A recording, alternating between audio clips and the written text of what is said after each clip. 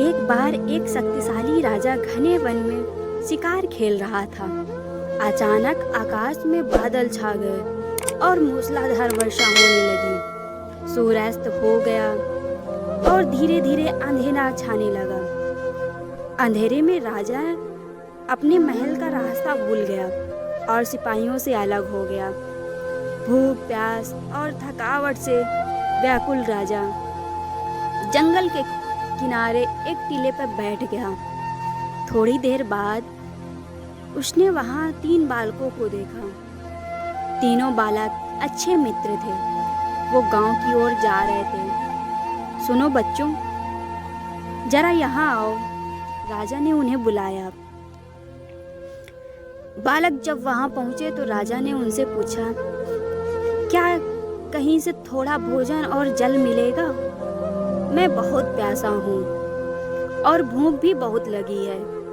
बालकों ने उत्तर दिया, अवश्य, हम घर जा रहे कर अभी कुछ लेकर आते हैं। वे गांव की ओर भागते और तुरंत जल और भोजन ले आए।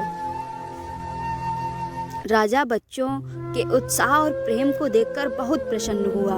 राजा बोला, प्यारे बच्चों, तुम लोग जीवन में क्या करना चाहते हो? मैं तुम सबकी सहायता करना चाहता हूँ। कुछ देर सोचने के बाद एक बालक बोला, मुझे धन चाहिए।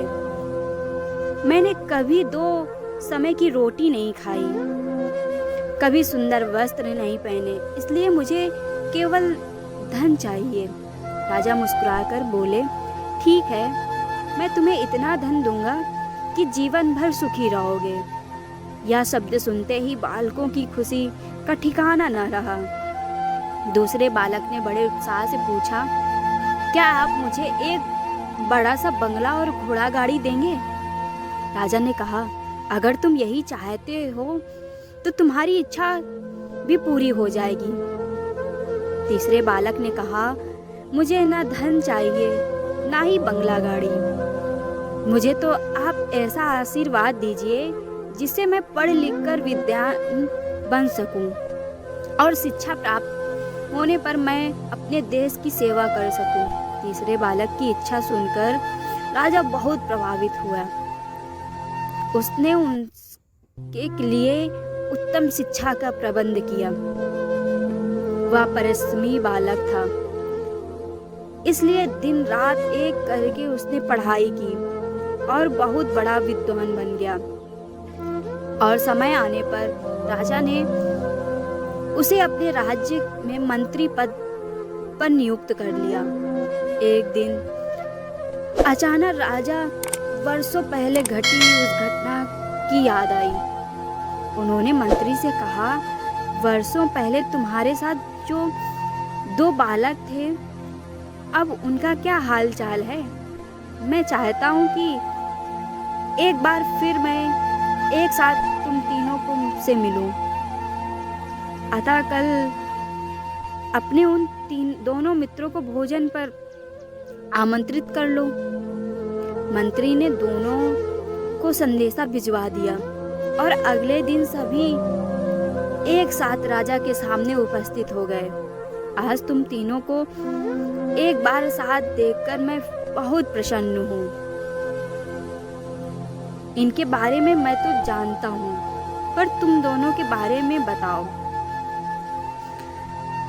राजा ने मंत्री के कंधे पर हाथ रखते हुए कहा, जिस बालक ने धन मांगा था वह दुखी होते हुए बोला, राजा साहब, मैं उस दिन आपसे धन मांगकर बहुत बड़ी गलती कर दी। इतना सारा धन पाकर मैं आलसी बन गया और बहुत सारा धन बेकार की चीजों में खर्च कर दिया।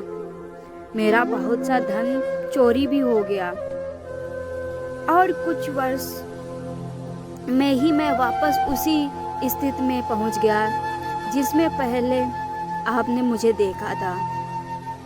बंगला गाड़ी मांगने वाले बालक भी अपना रोना रोने लगा। महाराज, मैं बड़े ठाठ से आपने बंगला में रह रहा था, पर वर्षों पहले आई बाढ़ मेरा सब कुछ बर्बाद हो गया। और मैं भी अपने पहले ही जैसी स्थिति में पहुंच गया। उनकी बातें सुनने के बाद राजा बोले, इस बात को अच्छी तरह गांठ बांध लो, धन संपदा सदा हमारे पास नहीं रहते, पर ज्ञान जीवन मनुष्य भर के काम आता है